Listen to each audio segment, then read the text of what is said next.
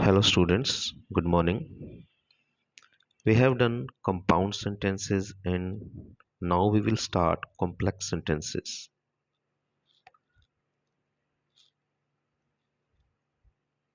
A complex sentence is made up of an independent clause and one or more dependent clauses connected to it. तो complex sentence independent clause से बनता है और उसके अंदर एक या फिर एक से ज़्यादा डिपेंडेंट क्लॉजेस होती हैं. A dependent clause is similar to an independent clause or complete sentence. वैसे ही होती है डिपेंडेंट क्लॉज जो है इंडिपेंडेंट क्लॉज की तरह ही और कंप्लीट सेंटेंस होता है but it lacks one of the elements. लेकिन उसके अंदर एक चीज़ की कमी होती है that would make it a complete sentence जो उसको कंप्लीट सेंटेंस बनाती है. Examples of dependent clauses include the following. Because Mary and Samantha arrived at the bus station before noon. ये कंप्लीट नहीं है सेंटेंस, इसको डिपेंड रहना पड़ेगा सबऑर्डिनेट क्लॉज पर अपने मीनिंग के लिए. While he waited at the train station after they left on the bus. तो ये तीनों सेंटेंस कंप्लीट नहीं है. Dependent clauses such as those above can not stand alone as a sentence. तो एक सेंटेंस के रूप में ये नहीं आ सकती but they can be added to an independent clause to form a complex sentence. तो उन्हें ऐड किया जा सकता है इंडिपेंडेंट क्लॉज के साथ और कॉम्प्लेक्स सेंटेंस बनाने के लिए. Dependent clauses begin with subordinate conjunctions. तो ये सबऑर्डिनेट कंजक्शन से शुरू होती हैं. Below are some of the most common subordinating conjunctions. जैसा कि हमने बात की थी कि कंपाउंड सेंटेंस के अंदर कोऑर्डिनेट कंजक्शंस यूज होती हैं, तो यहाँ पे सबऑर्डिनेटिंग कंजक्शंस है. After, although, as, because, before, even though, if, until, if, since, though, unless, until, when, whenever, whereas, wherever, while. All these are subordinate conjunctions. A complex sentence joins an independent clause with one or more dependent clauses. Independent clause के साथ में dependent clauses होती हैं. The dependent clauses can go first in the sentence. तो पहले सबसे क्या आता है, डिपेंडेंट क्लॉज आती है, followed by the independent clause as in the following. When the dependent clause comes first, a comma should be used to separate the two clauses. तो comma use किया जाता है सेपरेट करने के लिए. Because Mary and Samantha arrived at the bus station before noon, I did not see them at the station. Station पर because Mary and Samantha arrived at the bus station before noon, I did not see them at the station.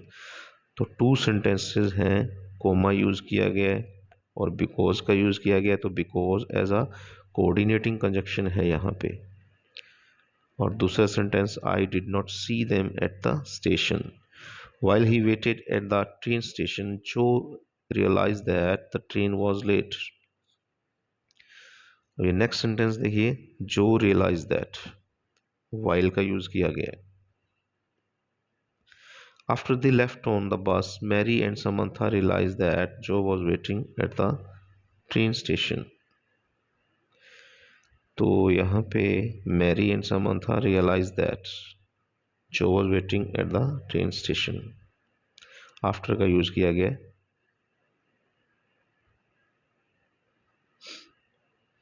Conversely, the independent clauses can go first in the sentence, followed by the dependent clause as in the following. When the independent clause comes first, a comma should not be used to separate the two clauses.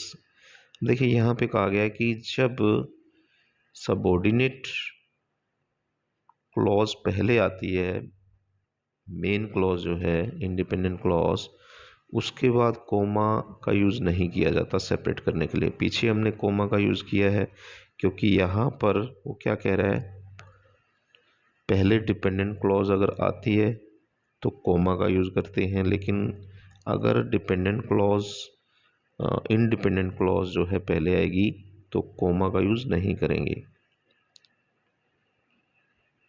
To clauses को अलग करने के लिए। I did not see them at the station because Mary and Samantha arrived at the bus station before noon. तो यहाँ पे coma नहीं use किया है, बिकॉज कंजक्शन यूज़ कर दी गई है।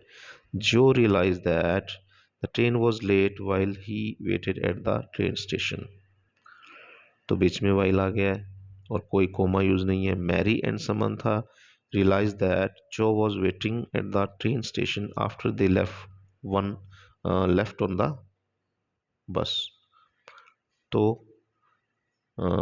यहाँ पे आफ्टर का यूज़ किया गया है।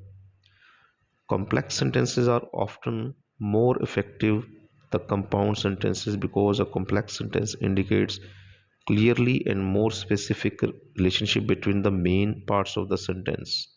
The word before, for instance, tells readers that one thing occurs before another. Words such as although conveys a more complex relationship than a word such as and conveys. तो यहाँ पे before की बात हो रही है, ऑल्दो की बात हो रही है, तो ये कंजक्शंस हैं, सबऑर्डिनेटिंग कंजक्शंस।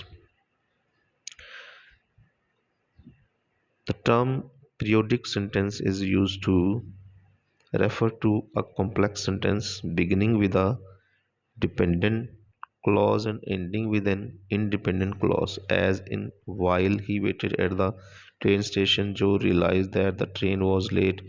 तो ये बाद में जो क्लॉजेज आ रही हैं ये क्या हैं, डिपेंडेंट क्लॉजेज हैं। तो ये डिपेंडेंट क्लॉज से एंड हो रहा है, and ending with an independent clause.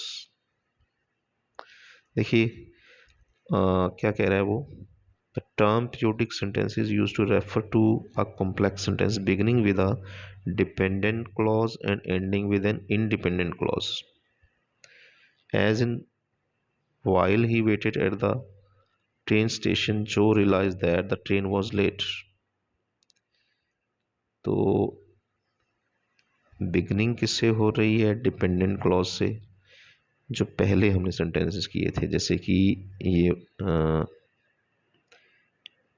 ये सेंटेंसेस हैं, because Mary and Samantha arrived at the bus station before noon while he waited at the train station, यानी कि यहाँ पे डिपेंडेंट क्लॉज से शुरू हो रहा है और एंड हो रहा है इंडिपेंडेंट से। लेकिन इन सेंटेंसेस में हमने देखा है कि इंडिपेंडेंट क्लॉज से शुरू है और डिपेंडेंट क्लॉज से एंड है। Periodic sentences can be especially effective because the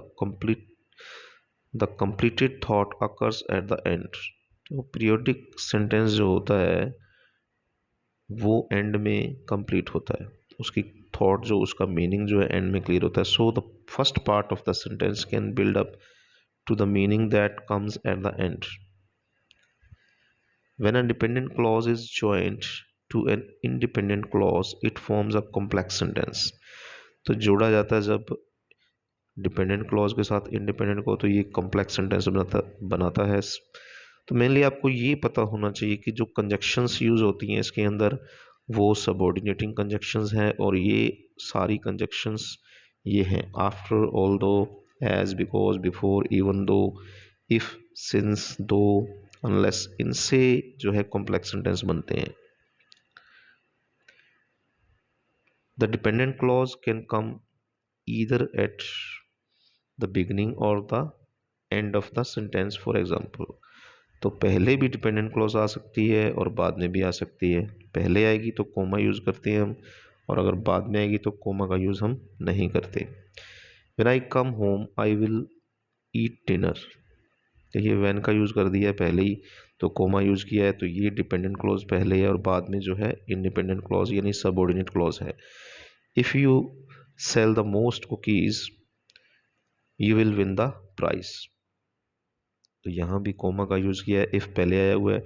the college give her a scholarship because she is so smart. अब ये जो है ये इंडिपेंडेंट क्लॉज पहले और डिपेंडेंट क्लॉज बाद में, क्योंकि यहाँ पे कोमा नहीं है, बिकॉज बीच में यूज़ किया गया कंजक्शन के रूप में। Note the when that when you place the dependent clause at the beginning of the sentence you need to put a comma after it। तो डिपेंडेंट क्लॉज अगर पहले आती तो कोमा यूज करेंगे। When the dependent clause is at the end of the sentence no comma is required. तो comma use नहीं होता जब डिपेंडेंट क्लॉज पहले बाद में आती है और इंडिपेंडेंट क्लॉज पहले आती है। Okay students, next we will do compound complex sentences. Both we have done simple compound and complex sentences, and next we will do compound complex sentences in the next class. Thanks and have a nice day.